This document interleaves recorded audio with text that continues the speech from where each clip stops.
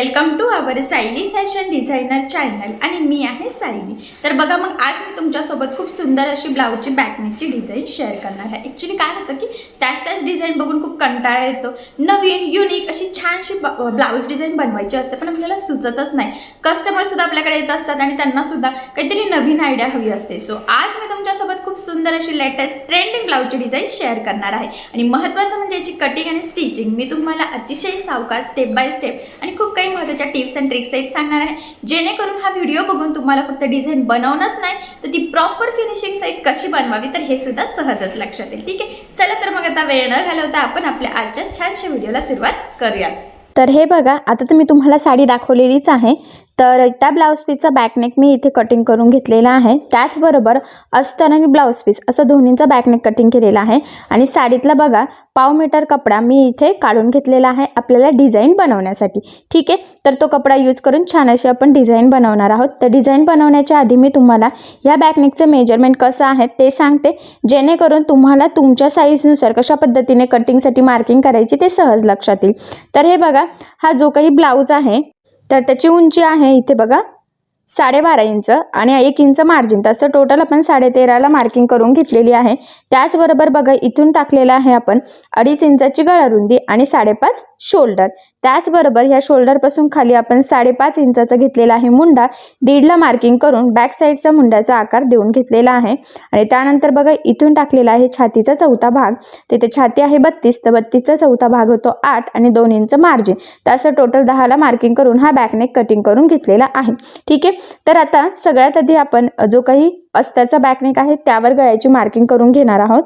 तर बघा आता इथे तुमचा जो काही गळा असेल त्यामध्ये तुम्ही अर्धा इंच मार्जिन ॲड करायचे आहे। तर बघा इथे मी 9ला मार्किंग केली, 8.5 गळा आहे, अर्धा इंच मार्जिन आणि 2.5ला म्हणजे गळा रुंदीची मार्किंग करून ह्या पद्धतीने बॉक्स ड्रॉ केलेला आहे। त्यानंतर बघा तुमचा जो काही गळा असेल त्याचा आकार द्यायचा। तर बघा मी इथे पानगळ्याचा आकार देऊन घेतलेला आहे, हे बघा। ठीक आहे, तर आता जो काही आकार दिलेला आहे तर एक्झॅक्टली त्यावरच आपल्याला कटिंग करून घ्यायची आहे। आणि मी सांगते तुम्हाला जर इथे कॅनव्हास पेपर यूज करायचा असेल तर तुम्ही करू शकता, पण बिना कॅनव्हासचा सुद्धा आपण हा पानगळा तयार करू शकतो। ठीक आहे, त्यानंतर बघा आता जो काही ब्लाऊजचा बॅकनेक आहे तो सरळ ठेवायचा आणि त्यावर आपल्याला अस्तरचा कटिंग केलेला गळ्याचा जो काही बॅकनेक आहे तो ठेवून घ्यायचा आणि बघा सेंटरला एक पिन लावलेली आहे, त्याचबरोबर दोन्ही शोल्डरला सुद्धा व्यवस्थित पिन लावायची आणि ते व्यवस्थित ठेवायचं आहे। 5.5च त्यातलं अंतर राहिलं पाहिजे, लक्षात राहू द्या। ठीक आहे, त्यानंतर आता सगळ्यात आधी आपल्याला गळ्याच्या साईडला टिप मारून घ्यायची आहे। तर ही टिप मारताना साधारणतः आपल्याला इथे पाव इंचाचं मार्जिन ठेवून टिप मारून घ्यायची आहे। तर टिप मारताना जसा गळ्याचा आकार आहे व्यवस्थित त्याची काळजी घेत कडेकडेने टिप मारायची आहे, कारण की आपण टिप कशी मारतो त्यावरच आपला गळ्याचा आकार इथे डिपेंड आहे, कारण इथे आपण कॅनव्हास पेपर वगैरे काहीही यूज केलेला नाही आहे। त्यामुळे ज्यावेळेस कॅनव्हास पेपर नसेल तेव्हा गळ्याच्या साईडला टिप मारताना अतिशय काळजीपूर्वक टिप मारायची आहे। हे बघा, तर गळ्याच्या साईडला आता इथे आपण टिप मारून घेतलेली आहे। त्यानंतर आता लगेचच बघा खालच्या साईडला आपण अर्धा इंचाचं मार्जिन ठेवून टीप मारून घ्यायची आहे। यामुळे काय होतं की आपल्याला इथे कमरपट्टी लावण्याची गरज पडणार नाही आणि गळा आणि कमरेचा साईड फिनिशिंग सहित सोबतच रेडी होतील। तर बघा खालचा जो काही ब्लाऊज पीसचा एक्स्ट्राचा कपडा होता तो आपण कटिंग करून घेतलेला आहे। त्यानंतर गळ्याच्या मध्ये सुद्धा जो काही एक्स्ट्राचा कपडा आहे तर तो सुद्धा इथे आपल्याला कटिंग करून घ्यायचा आहे, हे बघा या पद्धतीने। ठीक आहे, त्यानंतर काय करायचं आता हा जो काही गळा आहे त्याला आपल्याला छोटे छोटे कट्स मारायचे आहे, जेणेकरून ज्यावेळेस हा बॅकनेक आपण सरळ करू त्यावेळेस त्याचा आकार व्यवस्थित आला पाहिजे, जसं आपण मार्किंग केलेले आहे सेम तसाच। त्यासाठी गळ्याला कट्स मारणे खूप महत्त्वाचं आहे। तुम्ही सुद्धा कुठलाही गळा असो तुमचा त्याला शक्यतो छोटे छोटे कट्स मारायचे, म्हणजे तो व्यवस्थित फोल्ड होतं आणि शेपसुद्धा व्यवस्थित येतं। त्यानंतर बघा आता हा बॅकनेक ह्या पद्धतीने आपल्याला सरळ करून घ्यायचा आहे आणि सरळ केल्यानंतर तो बघा गळ्याच्या साईडने व्यवस्थित प्रेस करायचा आहे, बघा ह्या पद्धतीने प्रॉपर बाहेर काढायचा आहे पार्ट। ठीक आहे, त्यानंतर काय करायचं सगळ्यात आधी आता आपल्याला इथे गळ्याच्या साईडला दाबटीप मारून घ्यायची आहे आणि दाबटीप मारताना सगळ्यात महत्त्वाचं म्हणजे काळजी घ्यायची की जो काही अस्तरचा कपडा आहे तर तो वरती दिसणार नाही, जेणेकरून आपली ब्लाऊजची फिनिशिंग बिघडणार नाही आणि गळ्याची फिनिशिंग सुद्धा बिघडणार नाही। तर हा पॉईंट सुद्धा खूप महत्त्वाचा आहे, तर तो तुम्ही सुद्धा लक्षात पण ठेवायचा आहे आणि ब्लाऊज शिवताना फॉलो सुद्धा करायचा आहे। तर बघा व्यवस्थित थोडं थोडं पकडून एकसारखं कपडा व्यवस्थित बाहेर काढायचा आहे आणि मग तिथे दाबटीप द्यायची आहे. तर कपडा कमी जास्त होऊ देऊ नका, नाही तर पुन्हा गळ्याचा आकार चेंज होतो. तर इथे दाबटीप तुम्ही कशी देता त्यावर सुद्धा तुमचा गळ्याचा आकार डिपेंड असतो. तर बघा एकदम प्रॉपर अशी आपण इथे दाबटीप देऊन घेतलेली आहे आणि गळ्याचा आकार सुद्धा छान परफेक्ट आलेला आहे. ठीक आहे. त्यानंतर आता आपण लगेचच कमरेच्या साईडला सुद्धा दाबटीप देऊन घेऊयात.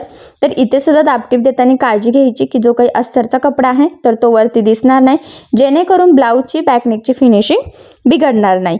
तर हे बघा या पद्धतीने थोडं थोडं पकडून व्यवस्थित आपल्याला इथे दाबटीप देऊन घ्यायची आहे. तर इथे आता फायनली आपले कमरेच्या साईडला सुद्धा दाबटीप देऊन झालेली आहे आणि ह्या स्टेपमुळे आपल्याला बघा इथे कमरेच्या साईडला कमरपट्टी सुद्धा लावण्याची गरज नाही आहे. आता त्यानंतर काय करायचं आहे आपल्याला बघा, हे ह्या पद्धतीने अस्तर आणि ब्लाऊज पीसचा कपडा कडेकडेने आहे तसा एकमेकाला जॉईन करून घ्यायचा आहे. त्याचबरोबर टीप मारताना कुठेही आर्महोल वगैरे गोळा होणार नाही याची सुद्धा काळजी घ्यायची आहे तुम्ही, कारण की तो पॉईंट सुद्धा खूप महत्त्वाचा आहे.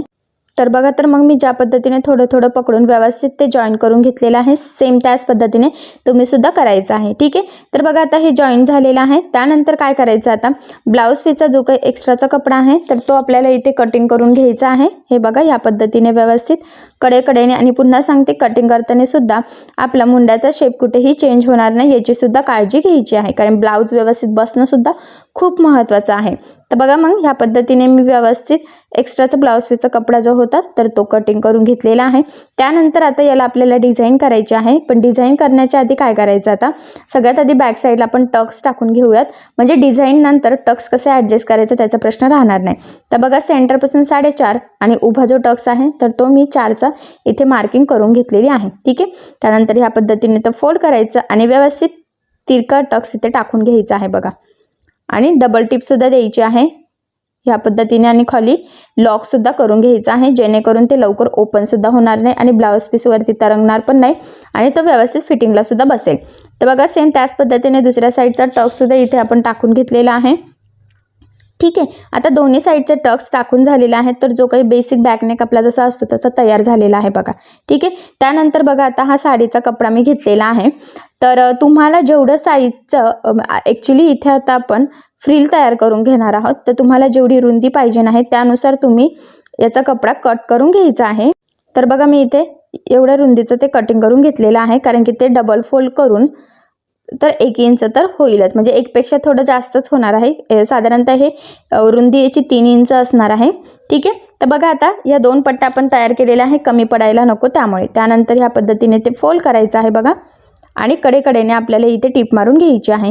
तर हे साधारणतः 1 ते 1.25 इंचाचं तरी रुंदी त्याची होणार आहे डबल फोल्ड केल्यानंतर.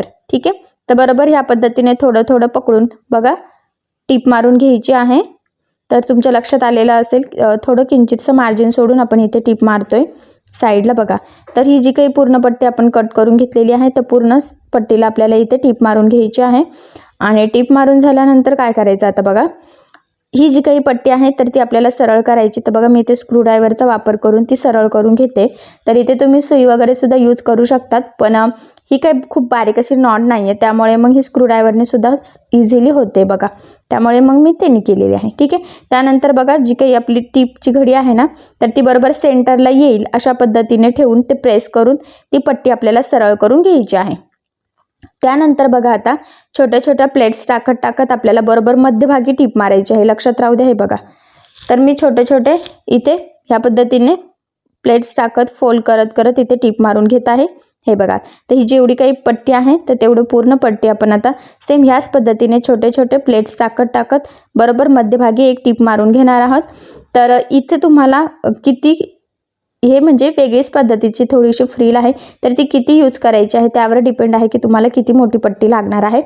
तर आपण इथे 1 साईड डिझाईन बनवणार आहोत, त्यामुळे मग एवढी जी काही पट्टी आहे तर ती आपल्याला शक्यतो सफिशियंट होईल.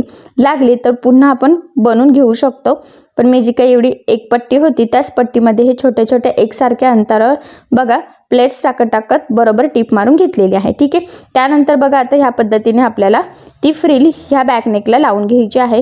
तर ती फ्रिल लावण्याच्या आधी इथे आपल्याला एक लेस लावायची आहे. तर बघा मी इथे गोल्डन कलरची लेस घेतलेली आहे. तर तुम्ही तुमच्या आवडीनुसार कुठलीही लेस इथे लावू शकतात. ॲक्च्युली गोल्डनमध्ये सुद्धा खूप काही शेड असतात, खूप वेगवेगळ्या प्रकारच्या डिझाईन्स असतात. सो तुम्ही तुमच्या आवडीनुसार किंवा कस्टमरच्या आवडीनुसार तिथे वेगवेगळी पद्धतीने लावू शकतात. ठीक आहे. आणि सगळ्यात महत्त्वाचं म्हणजे लेस लावताना लेसचाच कलरचा दोरा वापरायचा आहे, जेणेकरून आपली ब्लाऊजची फिनिशिंग छान येईल. त्यानंतर बघा मग इकडच्या साईडने मी व्यवस्थित तिथे आता कडेकडेने ती लेस लावून घेते. तर बघा ती फक्त अर्ध्यापर्यंतच लावायची आहे. बघा इथून मग मी ती पुन्हा त्या कट करून घेणार आहे उरलेली लेस आणि त्या लेसला डबल टिप देणार आहे, जेणेकरून जर डबल टिप दिली तर ती लेस प्रॉपर लागली जाते, कुठे उचकत पण नाही, छान अशी दाबलेली असते आणि फिनिशिंग पण छान येते. ठीक आहे. तर बघा ही लेस मी ह्या पद्धतीने लावून घेतलेली आहे. त्यानंतर काय करायचं आहे आता आपल्याला त्याच्या शेजारून अजून एक लेअरमध्ये तीच लेस लावून घ्यायची आहे. तर मी इथे थोडंसं बघा अंतर ठेवून ती लेस लावते. तर तुम्ही सुद्धा असंच लावून घ्यायचं आहे बघा. म्हणजे कसं तर मध्ये थोडंसं बघा ब्लाऊजचा शेड दिसतोय दोन्ही लेसच्या मध्ये, त्यामुळे छान असं लुक येतंय. आणि पुन्हा बघा बरोबर ॲक्च्युली हा पानगळ्याचा जो काही टोक होता ना त्याच्या किंचितसं पुढे लावलेला आहे आपण बघा इथपर्यंत. आणि पुन्हा या साईडच्या लेसला सुद्धा आपण डबल टिप देऊन घेऊयात, म्हणजे ती सुद्धा व्यवस्थित पॅक होईल, कुठे उचकणार वगैरे नाही. ठीक आहे. तर बघा आता एक साईडने इथे आपण लावून घेतलेली आहे 2 लेअरमध्ये लेस. त्यानंतर आता ही जी काही फ्रील आपण साडीच्या कपड्यापासून बनवलेली आहे तर ती आपल्याला लावायची आहे. तर ती लावताना सुद्धा आपण इथे बरोबर सेंटरलाच बघा टिप मारून घेणार आहोत ह्या पद्धतीने. आणि जो काही पानगळ्याचा आकार आहे ना तर बरोबर त्या आकाराच्याच कडेकडेने लावून घेणार आहोत, व्यवस्थित एकसारखं मार्जिन ठेवून, जेणेकरून गळ्याचा आकारसुद्धा चेंज होणार नाही. आणि हे बघा ते एक्स्ट्राचं किंचितचं कट करून आतमध्ये फोल्ड करून ते ह्या पद्धतीने आता इथे लावून घ्यायचं आणि इथे बघा डबल टिप देऊन व्यवस्थित लॉकसुद्धा करायचं आहे. तर बघा आता ही फ्रील लावून झाल्यानंतर बरोबर त्या फ्रीलच्या मध्यभागी आपण लेस लावून घेणार आहोत. तर इथे मी सेम जी आपण दुसऱ्या साईडला म्हणजे एका साईडला 2 लेअरमध्ये लेस लावलेली आहे ना तर ती यूज केलेली आहे, म्हणजे व्यवस्थित मॅच होईल आणि ती डिझाईनला पण छान लुक येईल. तर हे बघा ह्या पद्धतीने मग ती लेस आपण इथे लावून घेऊयात बरोबर सेंटरला. लक्षात राहू द्या म्हणजे बघा थोडंसं वेगळंच असं लुक आलेलं आहे त्या डिझाईनला पण आणि ते फ्रीलला पण. तर ती फ्रीलसुद्धा जरा वेगळ्या स्टाईलची तयार झालेली आहे आणि तुम्ही सुद्धा अशी फ्रील बनवू शकतात. म्हणजे एका साईडची बनवण्यापेक्षा बघा ते दोन्ही साईडला व्यवस्थित छोट्या छोट्या फ्रील दिसते आणि सेंटरला ती लेस दिसते, म्हणजे छान असं लुकसुद्धा आलेलं आहे. ठीक आहे. तर बघा आता इथे लेस लावून झाल्यानंतर आपण ह्या बॅकनेकला नॉड लावून घेऊयात. तर इथे मी गोल्डन कलरची जी काही आपली रेडीमेड नॉड असते तर ती यूज करणार आहे. आणि त्याचबरोबर बघा ब्लाऊजचा जो काही कपडा थोडाफार उरलेला आहे तर तो यूज करून इथे छोटेसे सिंपल असे त्रिकोणी फॅब्रिकचे लटकन तयार करून घेणार आहेत. तर तुम्ही तुमच्या आवडीनुसार कुठलेही कसेही प्रकारचे इथे लटकन यूज करू शकता. त्याचबरोबर मी आपल्या सायली फॅशन डिझायनर या चॅनलवर 10 लटकनचा एक व्हिडिओ टाकलेला आहे, जेणेकरून तुम्ही 10 वेगवेगळ्या प्रकारचे ब्लाऊज आणि साडीचा कपडा यूज करून छान असे लटकन तयार करू शकतात. त्याचबरोबर मार्केटमध्ये सुद्धा खूप सारे लटकन्स वेगवेगळ्या पॅटर्नचे अवेलेबल आहे.